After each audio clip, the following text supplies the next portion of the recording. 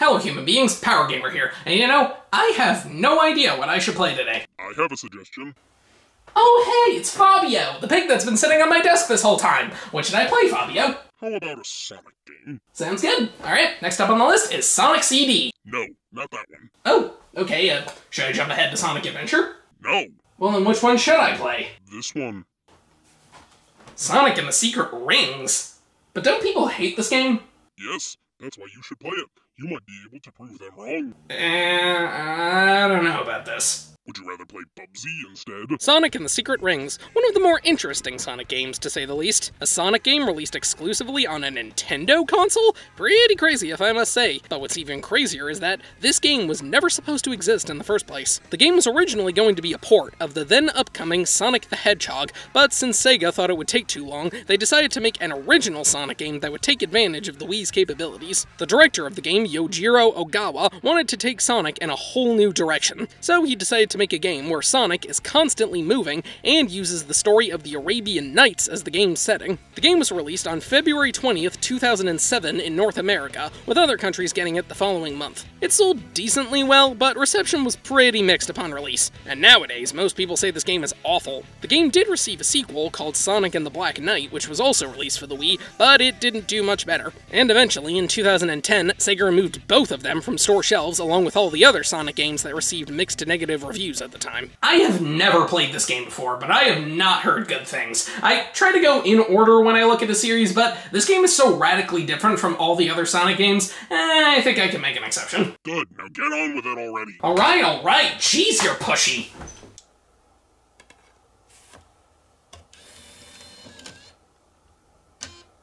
The game opens with Sonic taking a nap in presumably his house, having a dream about the story of the Arabian Nights, as one does. He's awakened by a voice and grabs a strange ring that was sitting on the coffee table, I'm just gonna assume that wasn't there before, and he's greeted by a genie girl. She introduces herself as Shara and tells Sonic that she comes from the story of the Arabian Nights, which is in danger. An evil genie known as Eraser Jin is destroying the pages of the book, which is also destroying the world itself. If it's completely destroyed, Eraser will leak into the real world and cause chaos. Sonic is apparently destined to save their world, so he agrees to help her. The ring shrinks down so Sonic can wear it, and he becomes Shara's master as she takes him into the book. Shortly after arriving, they find Eraser, and he tells them he's after the 7 world rings, but Shara claims they don't exist. Enraged, Eraser shoots a flaming arrow at Shara, but Sonic takes the shot for her, and it lands in his heart. Eraser says that Sonic will die when the flame burns out, and he will only remove it if Sonic gets the world rings for him. With seemingly no other choice, Sonic and Shara set off to do so with the hopes of stopping him afterwards. So, how is the story? I mean, it's fine, I guess. It's not exactly a gripping story, but I wouldn't call it terrible. The stakes are made clear and the characters are likable enough. Well, at least Sonic is. Shara's and Eraser is kind of a boring villain. And the writing is not that great. Graphically speaking, the game looks decent. It's not one of the best looking Wii games I've seen, but it looks fine. If there's one thing I can praise about this game though, it's the presentation. The cutscenes are all displayed in a storybook-esque art style, and I think it looks great. It's a really unique design choice, and I wouldn't mind seeing other games do this kind of thing. The voice acting is alright for the most part, but I'm not a huge fan of Shara. She just sounds kind of bored. It's a djinn that controls fire! It's called an Ifrit! But when we get to the actual gameplay, things start to go way downhill. Why? This. Instead of being able to freely control Sonic, you are constantly moving automatically. You gradually gain more speed as you run, and you slow down when you get hit. All you can do is jump by hitting the 2 button, and move left and right by tilting the Wii remote. This is horrible. I'm not anti-motion controls, but this is one of the worst uses for them I have ever seen. They don't add anything, it's just annoying. And the fact that you are constantly moving makes it even worse. You can brake with the 1 button, but the faster you're going, the harder it is to stop. And sometimes it just doesn't work at all. And if you think that's bad, the only way to go backwards is to hold the Wii remote back towards you. And trying to steer while doing this is awful. Instead of being split into zones and acts, the game has different areas, each with their own set of missions to complete. The missions can range from just getting to the end of the level, defeating enough enemies, collecting a certain number of rings, or beating it without dying. Unfortunately, unlike the classic Sonic games where each zone still had multiple level designs, every mission uses sections from the same level. There's only one actual level per area, and it just takes sections of them to use for other missions. And that's not the only thing they repeat. The soundtrack of the game is memorable for the wrong reason. The songs aren't very catchy or enjoyable, you just hear them constantly. Every area only has one song, and it's used for every mission. And I swear to God, if I ever hear the main theme of the game, 7 Rings in Hand, again,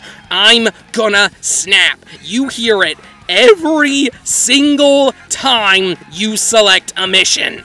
Come on, it can't be that bad, can it? Yes, it can, because it also plays every time you finish a mission, whether or not you succeed or fail. It even plays when you select the game on the home menu.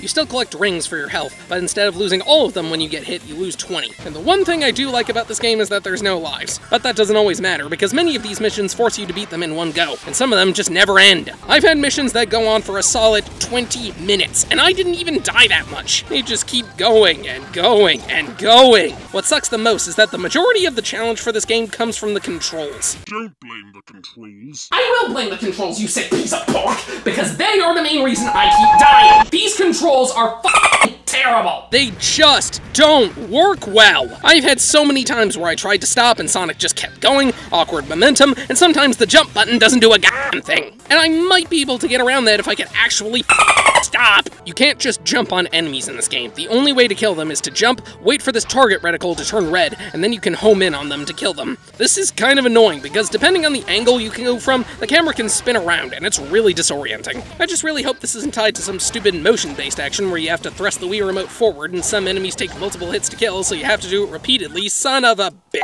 But those aren't the only annoying waggle motions. There's these catapults where you have to pull back and then fling it forward. Okay, that's not so bad. Giant rings that you can launch yourself out of, and you want to wait until they shrink to get the most distance.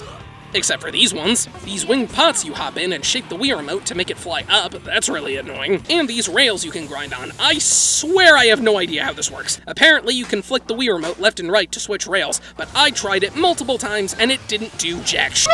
You're clearly just not doing it right. Shut up before I turn you into bacon. Okay, fine. There's 8 total areas in the game. The Lost Prologue, which is a glorified tutorial, Sandy Oasis, which is a desert, Dinosaur Jungle, which is a jungle filled with dinosaurs, Evil Foundry, which is a giant castle, Levitated Ruin, which is ruins in the sky with a bunch of giant flying lizards around it. Okay, that's kinda cool. Pirate Storm, which is a large ocean filled with pirates, Skeleton Dome, which is a giant tomb, and Night Palace, which is a Razor Jin's fortress. If it sounds like I'm just glossing over these, it's because there's barely anything distinguishable about them. The level designs in this game are insanely limited, and they all feel exactly the same. Any differences are very minor. One has wind blowing, one has water, one has giant plants. These levels and missions all feel like I'm doing the exact same goddamn thing. Once you beat certain missions, you can unlock new things. Scrolls, which unlock new missions, world pages, which unlock new areas, story pages, which give you a cutscene, and one of the 7 world rings. The only missions you actually need to beat are the ones that progress the story, which are the ones that give you new areas, cutscenes, and world rings. Problem is, the game says nothing about which ones are mandatory and which ones are optional. So you can spend a ton of time trying to beat one level, only to discover you didn't actually need to beat it. Thank you, Internet. Hey, that's cheating. It's not cheating if it's optional. The game also features some RPG elements. Every time you beat a mission, you gain some experience. When you level up, you can earn skill points. Skill points can be added to these 4 rings that, as far as I can tell, have no differences between them. You use them to purchase upgrades for Sonic. These can range from higher speed, longer homing range, and smoother control. Yes, I am not joking, smoother control! Are you fucking kidding me? That just proves how awful this game is. You should not have to upgrade yourself to improve the control. God, this game is shit.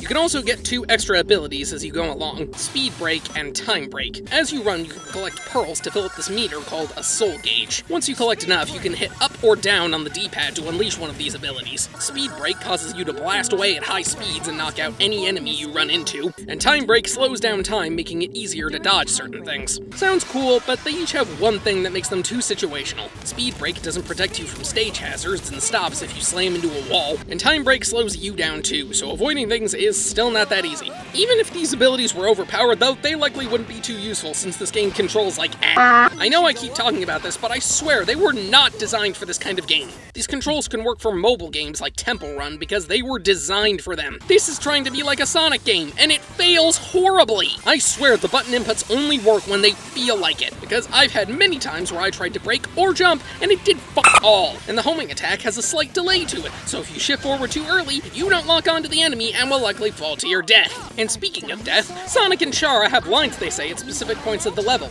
and they repeat these lines every single time you die. I can carry it using my magic. I can carry it using my magic.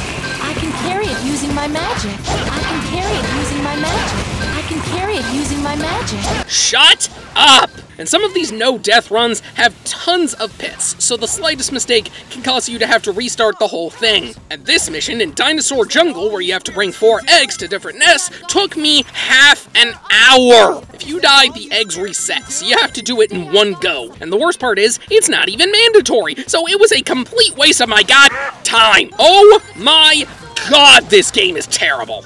You think you can hit me with a slow attack like that? With these controls, yes. Worst of all are the parts where you have to run along walls and the camera turns sideways. You'd think tilting the Wii remote would move you forward or backward, but no, you still move side to side, which is not helpful! It does work that way sometimes, but only in areas where you're right on a ledge and avoiding spikes. And it's still not that good because of how precise you have to be. And the second you stop hugging that wall, it's back to the normal controls. I've literally missed bumpers you need to boost upwards and fell to lower platforms because you can't reliably stop. I guess I should also talk about this party mode. You and up to 3 other people play a series of motion-based minigames. There's 4 different modes, but they all pretty much act the same. Just do well in the minigames and you'll do well here. It's like Mario Party if it was all about the minigames and didn't have the board. You've got Treasure Hunt, where you have to find a specific treasure in these chests, Pirate Coast, where you just need to reach the end, Tournament Palace, where you compete one-on-one to make it to the top, and Genie's Lair, where the winner of the minigame will open a chest, and either a good or bad thing will happen. All of these minigames require 1 Wii remote, so you could easily play this all by yourself. But don't bother, because this is one of the dullest video game experiences I have ever had. There's just nothing to these minigames. They just require you to flick the Wii remote, point and shoot, constantly rotate, and other simple stuff like that. Unless you and your friends want a drinking game and you have literally nothing else to play, don't bother with party mode. Every minigame is simple and boring. Hey, I think it sounds like fun. We should play it together. Okay, here. On second thought, I'm good. Well, back to the story, I guess. After Sonic gets hit with the arrow in the Lost Prologue, Eraser threatens to kill King Shahryar. So Sonic and Chara set off to find him in the Sandy Oasis, only to find Dr. Eggman, who's apparently the king. Yeah, some of the Arabian Nights characters resemble Sonic characters, and it's never explained why. Whatever. Shahryar is captured by Eraser, and Sonic has to save him. Along the way, they run into Alibaba, who's now Tails, and then they get attacked by a giant scorpion monster, and we get our first boss. You just have to avoid his attacks long enough to get close to him so you can homing attack his eyes. Do this 3 times, and it's dead. That was pathetically easy. After you kill it, one of the 7 world rings appears. Wait, so if Eraser's minion had the ring, why does Sonic still need to collect it? We're supposed to be getting them for Eraser. He already has it! Don't question this game's logic. Fuck you. Sonic grabs the yellow ring, and Chara starts speaking about the prophecy, and apparently whoever has the ring will be sacrificed for its power, and I'm sure that won't be an issue. Now we head off to Dinosaur Jungle. Here they find a pterodactyl carrying the king, which just drops him. Oh, well, that was easy. After smashing some genie eggs, Sonic finds the green ring and asks Chara to use her magic to remove the arrow, but she's not powerful enough. So they head to the evil foundry, only to find Eraser summoning an evil fire spirit called an Ifrit. They realize they can't fight it yet, so they just leave him to burn the book's pages until they can deal with it. They head back to the Sand Oasis, where Alibaba suggests they find Sinbad of the 7 Seas, who's been captured by a giant bird called the Rook. Off to the levitated ruin, where they find Sinbad, who's now Knuckles, and break him out of his cage. Sinbad tells them he once held the Aqua Ring, which helped him control water, but it was stolen by pirates. If Sonic gets it back, he can use it to stop the Ifrit. They go to the Pirate Storm, where all these spirits merge into this thing. To kill it, you need to attack its horns, avoid its attacks, and collect enough pearls to use Speed Break, homing attack onto it, and then shake the Wii remote to rip out its horns. Rip out all 4 and you're good. This boss fight literally took me 20 minutes to beat. It sucked ass, and I hated it. Sonic gets the Aqua Ring, races back to the evil foundry, and uses the ring to summon a storm which weakens the Ifrit. Time to fight it. You're on a giant circle, and the camera is horizontal because of course it is. You have to attack one of his hands, avoid the rising lava, jump on his head, and then homing attack. After 4 times, he goes down. Not good, but better than the last fight. This ball drops out and it starts ticking, so Sonic thinks it's a bomb and runs off with it, only to get outside and discover it contains the red ring. Again, why do we need to grab this if Eraser already had it? Sonic grabs the ring and finds it contains anger, so Chara suggests they go talk to King Solomon for help. One quick trip to the Skeleton Dome, and we discover King Solomon is a skull, and we need to find his body. Don't ask why he isn't a Sonic character like the others. And apparently the spirits of the 40 thieves went wild, so we need to deal with them too. Knock them all out, and Sonic gets the white ring. They then find Solomon's bones, and he tells them they could seal Eraser away forever if they had his lamp. He also tells them where Eraser's palace is. But first we need to head back to the the levitated ruin, because the game says nothing about the world ring in that area. Knock out some enemies, and the blue ring is yours. Sonic says some bullshit about a bunch of emotions, and Might even open the gates of hell! Holy shit! Sonic just said gates of hell. Yeah, and you'll be going there in due time. What?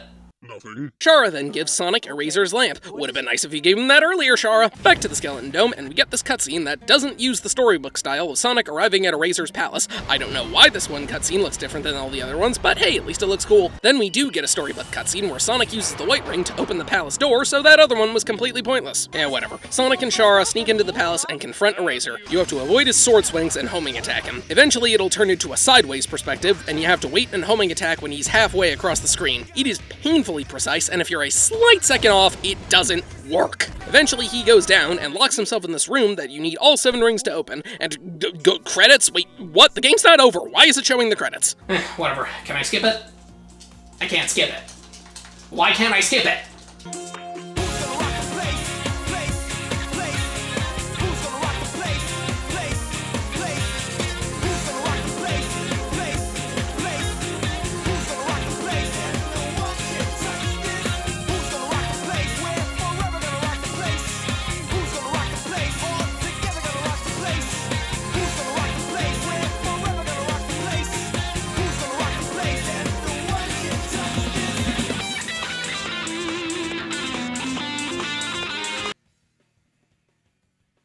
Well, that's 5 minutes of my life I'm never getting back. After that, go back and find the purple ring, and Shara tells Sonic Eraser is the genie from the story of Aladdin who was imprisoned in a lamp and forced to grant wishes for 1,000 people. He grew a hatred for humanity because of it, and now he wants revenge. You take the rings to Eraser, and he demands Shara hand them over, but Sonic tries to stop her. Eraser tries to sacrifice Sonic for the rings, but Shara takes the blow instead. I knew what would happen, and I still got you involved. It's okay. It's not your fault. Yeah, it kind of is. Eraser then absorbs all of the rings, turning into...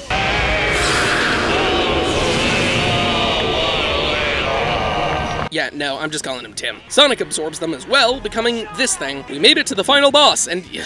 of course it plays 7 rings in hand. This final boss is fucking awful. You have to shake the Wii remote to fill the soul gauge and avoid these orbs, slashes, and black holes. When it's full, he shoots a ball of light at you, and you have to use speed or time break to send it back at him, run up to him, and shake the Wii remote to attack. His attacks can be stupidly hard to avoid, and you have to shake the Wii remote to attack fast for most of the fight. My arms were insanely sore, and the attacks can just come out of nowhere. This fight alone took me 45 minutes. It was murder on my arms. After Tim is destroyed, Sonic uses the power of the lamp, probably should have done that earlier, to make Eraser grant his wishes. Bring Shara back to life, restore the Arabian Nights to normal, and be imprisoned in his lamp for eternity. Shara starts crying about Eraser, so Sonic wishes for a mountain of handkerchiefs, because why the f*** not? What happened to the flaming arrow, you might ask?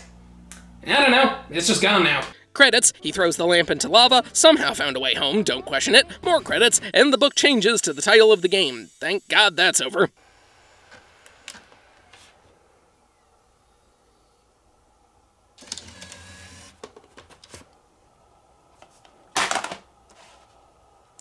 But wait, you're not done. You didn't do every mission. I don't care. I beat the final boss. We're done here. Oh no, you're not.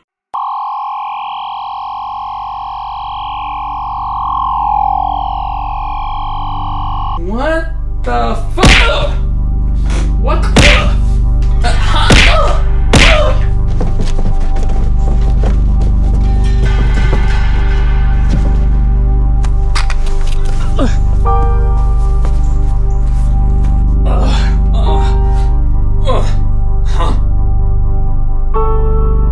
Alright, I'm done messing around. It's time to show you what this thing can really do.